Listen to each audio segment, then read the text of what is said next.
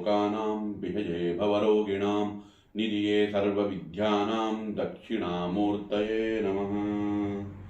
ನಮಸ್ಕಾರ. ಸಮಸ್ತ ವೀಕ್ಷಕರಿಗೂ ವಾಸ್ತುಜ್ಯೋತಿ ಕಾರ್ಯಕ್ರಮಕ್ಕೆ ಸುಸ್ವಾಗತಗಳು. ಈಗ ನೋಡಿ, ಜೂನ್ 2ನೇ ತಾರೀಕು ನಮಗೆ ಗುರು ಬದಲಾವಣೆ ಆಗ್ತಾ ಇದೆ. ಗುರುಗ್ರಹ ಯಾವಾಗ ಉಚ್ಚ ಸ್ಥಾನದಲ್ಲಿ ಅಂದರೆ ಕರ್ಕಾಟಕ ರಾಶಿಯಲ್ಲಿ ಈಗ ಜೂನ್ 2ನೇ ತಾರೀಕಿಂದ ಗೋಚಾರ ಅಂದರೆ ಸಂಚಾರ ಮಾಡೋಕ್ಕೆ ಗೋಚರಿಸುತ್ತೆ. ಹಾಗಾಗಿ ನೋಡಿ, ಗುರು ಏನೇನಕ್ಕೆ ಕಾರಕ ಅಂತ. ಗುರು ಸಮೃದ್ಧಿಗೆ, ಪುತ್ರಕಾರಕ, ಆರೋಗ್ಯಕ್ಕೆ ಕಾರಕ. ಈಗ ದೇವಸ್ಥಾನಗಳಾಗುವುದು, ನಿಮ್ಮ ಸ್ಪಿರಿಚುಯಾಲಿಟಿ ಅಂದರೆ ಆಧ್ಯಾತ್ಮಿಕತೆಗೆ ಕಾರಕ, ವಿದ್ಯೆಗೆ ಕಾರಕ, ಜ್ಞಾನಕ್ಕೆ ಕಾರಕ. ಹಾಗೆ ನಿಮ್ಮ ಓವರಾಲ್ ಪ್ರಾಸ್ಪರಿಟಿ ಅಂದರೆ ಸಕಲ ಸಮೃದ್ಧಿಗೂ ಗುರುವೇ ಕಾರಕನಾಗ್ತಾನೆ. ಗುರುವಿನ ಆಶೀರ್ವಾದ ಹೊಂದಿದ್ರೆ ಏನು ಬೇಕಾದ್ರೂ ನೀವು ಗೆಲ್ಲಬಹುದು ಅಂತ. ಅಂದರೆ ಜೀವನದ ಯಾವುದೇ ಕಷ್ಟಗಳನ್ನು ಮೀರಿ ಮುಂದೆ ನಡೆಯುವಂಥ ಶಕ್ತಿ ಗುರು ಕೊಡುತ್ತೆ. ಹಾಗಾಗಿ ಇಂತಹ ಗುರು ಎಕ್ಸಾಲ್ಟೆಡ್ ಆಗಿ ಅಂದರೆ ಉಚ್ಚ ಸ್ಥಿತಿಯಲ್ಲಿ ಕರ್ಕಾಟಕ ರಾಶಿಯಲ್ಲಿ ಸಂಚಾರ ಮಾಡ್ತಾ ಇದ್ದಾಗ ತುಂಬ ರಾಶಿಯವರಿಗೆ ಒಳ್ಳೆ ಶುಭ ಫಲಗಳನ್ನ ಸಿಗುತ್ತೆ. ಈಗ ಯಾಕಂದರೆ ಗುರು ಈಗ ಉಚ್ಚ ಸ್ಥಾನದಲ್ಲಿದ್ದಾಗ ಯಾರಿಗೂ ನೆಗೆಟಿವ್ ರಿಸಲ್ಟ್ ಕೊಡಕ್ಕೆ ಹೋಗೋದೇ ಇಲ್ಲ. ಸೊ ಗುರುವಿನ ದೃಷ್ಟಿ ಈಗ ಶನಿ ಮೇಲೆ ಬೀಳುತ್ತೆ. ಸೊ ಶನಿ ದೇವರ ಮೇಲೆ ಗುರು ದೃಷ್ಟಿ ಬಿದ್ದ ನೋಡಿ, ಶನಿ ಧರ್ಮ ಮತ್ತು ಕರ್ಮಾಧಿಪತಿ, ಕರ್ಮಕ್ಕೆ ಕಾರಕ ಆಗುತ್ತೆ ಶನಿದೇವರು. ಹಾಗೆ ಗುರು ಕೂಡ ಧರ್ಮಕ್ಕೆ ಕಾರಕ ಆಗಿ ಧರ್ಮ ಕರ್ಮಾಧಿಪತಿ ಯೋಗ ಕೂಡ ಉಂಟು ಮಾಡ್ತಾ ಇದೆ. ಸೊ ಕೆಲಸ ಕಾರ್ಯಗಳೀಗ ನಾವು ಒಳ್ಳೆಯದನ್ನೇ ನಿರೀಕ್ಷಿಸ್ಬೋದು. ಈಗ ನಾವು ಈ ಗೋಚಾರ ಏನಿದೆ, ಗುರು ಗೋಚಾರ ಜೂನ್ 2ನೇ ತಾರೀಕಿಂದ ಇದರ ದ್ವಾದಶ ರಾಶಿ ಫಲಗಳ ಬಗ್ಗೆ ತಿಳ್ಕೊಳ್ಳೋಣ. ಅದರಲ್ಲೂ ಜೂನ್ ಮಾಸ ಅಂದರೆ ಜೂನ್ ತಿಂಗಳ ಭವಿಷ್ಯವನ್ನು ತಿಳ್ಕೊಳ್ಳೋಣ. ಸಿಂಹರಾಶಿ ನೋಡಿ, ಜೂನ್ ಮಾಸದಲ್ಲಿ ಸಿಂಹರಾಶಿಗೆ ಏನು ಅಂತಂದರೆ 11ನೇ ಮನೆಯಲ್ಲಿ ಸಂಚಾರ ಮಾಡ್ತಾ ಇದ್ದ ಗುರು ಈಗ 12ನೇ ಮನೆಗೆ ಬರ್ತಾ ಇದೆ. ಅಷ್ಟಮ ಶನಿ ಪ್ರಭಾವವನ್ನು ಈಗ ಸ್ವಲ್ಪ ಹೆಚ್ಚಿಗೆ ಆಗುತ್ತೆ, ಯಾಕಂದರೆ ಗುರು ಬಲ ಕಡಿಮೆ ಆಯ್ತು ನಮಗೆ. ಬಟ್ ಒಂದೇನು ಪಾಸಿಟಿವ್ನೆಸ್ ಅಂದರೆ ಗುರುವ 12ನೇ ಮನೆಯಿಂದಲೇ ಶನಿ ಮೇಲೆ ದೃಷ್ಟಿ ಬೀಳ್ತಾ ಇರೋದ್ರಿಂದ ತಕ್ಕ ಮಟ್ಟಿಗೆ ಅದು ಪರಿಹಾರ ಮಾಡುತ್ತೆ. ಬಟ್ ಆದರೂ ಕೂಡ ನಮಗೆ ಇಲ್ಲಿ ಗುರು ಪರಿಹಾರ ಅಗತ್ಯ. ಸಿಂಹರಾಶಿಯವರಿಗೆ 12ನೇ ಮನೆಯಲ್ಲಿದ್ದಾಗ ಸ್ವಲ್ಪ ವ್ಯಯ ಜಾಸ್ತಿ ಆಗ್ಬೋದು, ಅಂದರೆ ಖರ್ಚು ಹೆಚ್ಚಾಗ್ಬೋದು. ಹಾಗಾಗಿ ನಾವು ಗುರುಗೋಸ್ಕರ ಗುರುವೇ ಸರ್ವಲೋಕಾನಾಂ ವಿಜಯೇ ಭವರೋಗಿಣಾಂ ನಿಧಿಯೇ ಸರ್ವವಿದ್ಯಾನಾಂ ದಕ್ಷಿಣಾಮೂರ್ತಯೇ ನಮಃ ಇದನ್ನೊಂದು 21 ಬಾರಿ ಹೇಳ್ಕೊಳ್ಳಿ.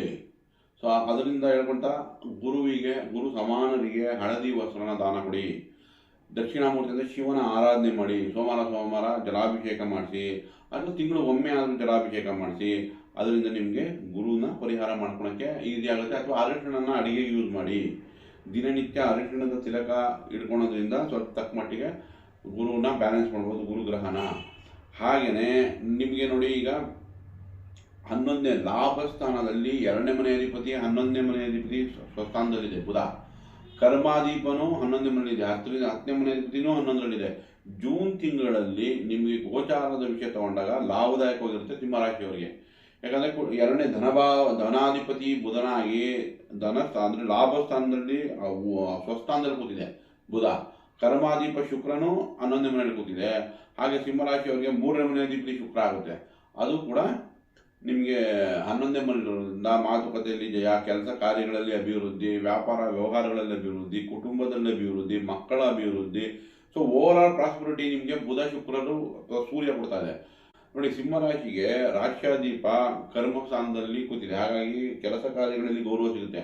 ಜೂನ್ ತಿಂಗಳಲ್ಲಿ ಸಿಂಹರಾಶಿಯವರಿಗೆ ಅತ್ಯುತ್ತಮ ಅಂತ ಹೇಳ್ಬೋದು. ಯಾಕಂದರೆ ಗೋಚಾರದಲ್ಲಿ ಮೆಜಾರಿಟಿ ಪ್ಲಾನೆಟ್ಸು, ಮುಖ್ಯವಾದ ಗ್ರಹಗಳೆಲ್ಲ ಒಳ್ಳೊಳ್ಳೆ ಪೊಸಿಷನ್ಲಿದೆ. ನಿಮಗೆ ಇಲ್ಲಿ ಸಿಂಹರಾಶಿಯವರಿಗೆ ಶನಿದೊಂದು ಪರಿಹಾರ ಮಾಡಿಕೊಂಡ್ರೆ, ಅಥವಾ ಕೇತು ನಿಮ್ಮ ರಾಶಿಯಲ್ಲಿರೋ ಕೇತುಗೆ ಪರಿಹಾರ ಮಾಡಿಕೊಂಡ್ರೆ ಮೆಜಾರಿಟಿ ಶುಭ ಫಲಗಳನ್ನೇ ನಿರೀಕ್ಷಿಸ್ಬೋದು.